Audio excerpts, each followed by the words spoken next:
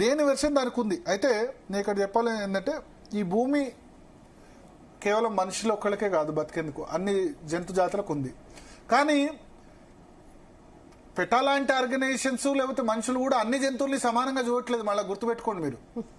Dogs చంపితే నేరం అంటున్నారు కదా, ఎనిమల్స్ అన్నప్పుడు అన్ని నేరమే కదా.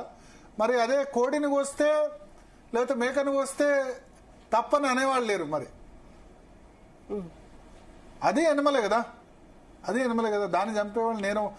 ఈ డాగ్ లవర్స్ కూడా మళ్ళీ నాన్ వెజ్ ఈటర్స్ ఉంటారు, నాన్ వెజ్ తినేవాళ్ళు. మరి అది కూడా తప్పే కదా. కోడి కాదా, మేక జంతువు కాదా? ఇదంటే ఎందుకు లాజిక్ తీసుకుంటారు అంటారు. సో సృష్టిలో ఏ జీవిని కూడా చంపకూడదు, చీమను కూడా చంపకూడదు, ర్యాట్స్ను కూడా చంపకూడదు. బట్ లైఫ్ సైకిల్ కదా అది, life cycle. So same life cycle అన్న జరగాలి. అంటే ఉంది, అంటే ఇప్పుడు ఒక జంతువు కోడిని చంపితే తప్పు కాదు, మేకని చంపితే తప్పు కాదు, లేకపోతే ఒక్కో జీవికి సంబంధించి ఇట్లా మనం తీసుకున్న లాజిక్. ఎందుకంటే మనకు నాన్ వెజ్ తినకపోతే నడదు కాబట్టి చేపను చంపితే మంచిది కాదు, కోడిని చంపితే మంచిది కాదు, మేకని చంపితే మంచిది కాదు అంటాం. సో ఒక్కో జంతువుకు ఒక్క రూల్స్ ఉన్నాయి. మళ్ళీ మీరు చూడండి, అదే మీరు వైల్డ్ యానిమల్స్ అంటే ఏమంటారు, అటవీ జంతు జాతుల్లో వన్య ప్రాణులు ఉన్నాయి. పులిని వేటాడటం నేరం, సింహాన్ని వేటాడటం నేరం, వీటి స్ట్రీట్ డాగ్స్ ని చంపినా నేరం కాదు, లేకపోతే ఇంకా వేరే వాటిని అది చేసినా నేరం కాదు. బట్ వైల్డ్ యానిమల్స్ వన్యప్రాణుల్ని, అంతరించిపోయే జీవజాతుల్ని నేరం ఉంది. నెదర్లాండ్స్ లో అయితే డాగ్స్ ని సంరక్షించేందుకు కూడా అక్కడ ప్రత్యేకమైన మెకానిజం ఉందట, ప్రొటెక్షన్ ఫోర్స్ కూడా ఉందట. సో ఒక్కో దేశంలో ఒక్కో రకాల చట్టాలు ఉన్నాయి.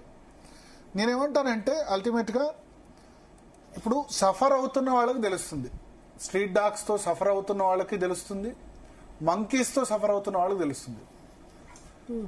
కోతులకు సంబంధించి సమస్య గ్రామాల్లో, మీరు తెలంగాణలో ఏ పల్లె చూసినా సమస్య, వందల సంఖ్యలో కోతులు ఉదయం నుంచి సాయంత్రం.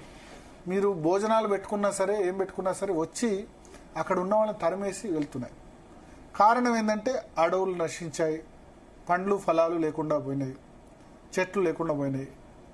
ఇదివరకు చెట్లలో ఉండేవి, బట్ ఇప్పుడు ఊర్లోనే వచ్చి మీరు ఏదైనా కవర్ తీసుకొని వెళ్తే సడన్ గా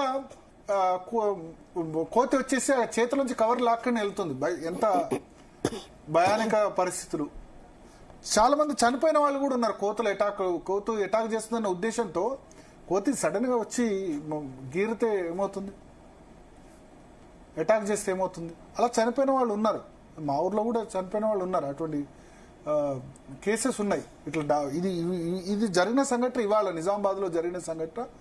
ఒక కోతుల వల్ల పాపం. ఎస్, ఒక తను 20 years, చాలా తక్కువ, చాలా ఫ్యూచర్ ఉన్న పిల్ల చనిపోయిన పరిస్థితి.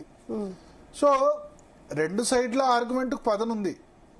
బట్ స్ట్రీట్ డాగ్స్ కి సంబంధించి లేకపోతే ఇంకా వేరే ఏదైతే ఉందో దానికి సంబంధించి నేను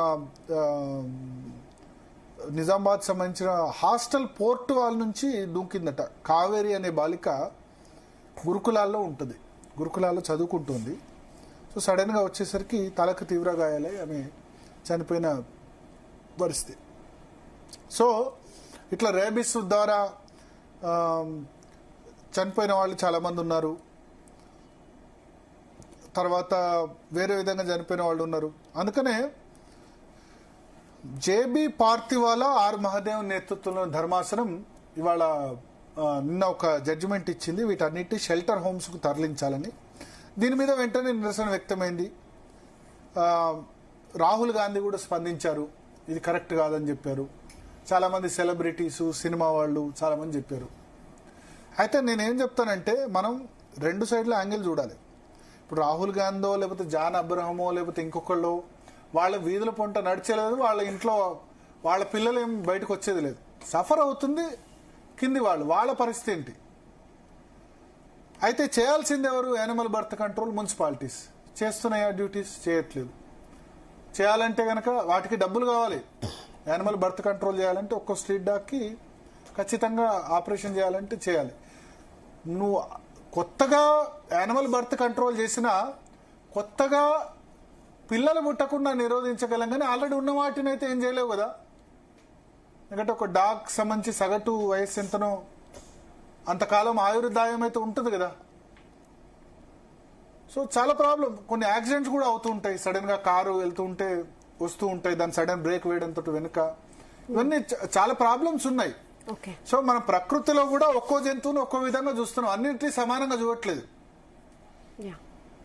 నేను దానికి ఎగ్జాంపులే కోడి, మేక, వాటిని చంపితే తప్పులేదు అంటున్నాం.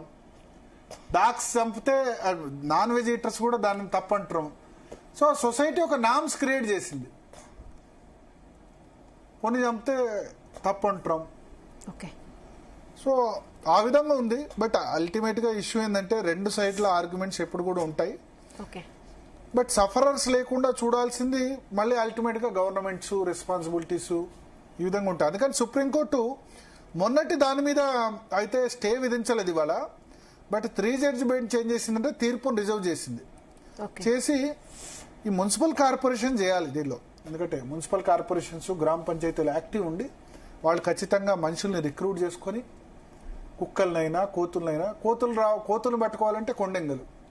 ఏం జరుగుతుంది తెలంగాణలో? కోతుల్ని పట్టుకుంటున్నారు కొండెంగల ద్వారా, పట్టుకొని వచ్చి వేరే ఊర్లో వదిలేస్తున్నారు. ఆ వేరే ఊర్లో పట్టుకొని మళ్ళీ వాళ్ళు వేరే ఊర్లో. ఓకే. అటవీ ప్రాంతాల్లో వదిలేసినా అక్కడ ఆహారం దొరకట్లేదు. అటవీ ప్రాంతాల్లో ఆహారం కనుక దొరికితే ఇబ్బంది ఉండదు. కోతులు కూడా ఎందుకు బయటకు వస్తాయి? ఆహారం కోసం. డాగ్స్ కూడా ఎందుకు అరుస్తాయి? ఆహారం. లేకపోతే రేబిస్ సోకడం వల్ల, సమ్మర్లో నీళ్లు దొరకకపోవడం వల్ల, నీడ దొరకకపోవడం వల్ల. మీరు చూడండి చాలా చోట్ల కార్ల కింద స్ట్రీట్ డాగ్స్ పడుకొని ఉంటాయి. ఎందుకంటే వాడికి వెచ్చనైన చల్లటి ప్రదేశం అనేది దొరకదు సమ్మర్లో అయినా లేకపోతే వేరే చోట.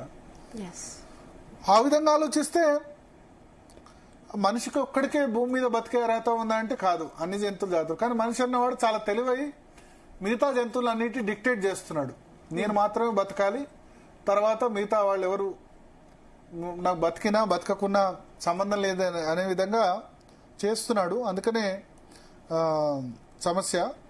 సో మనతో పాటు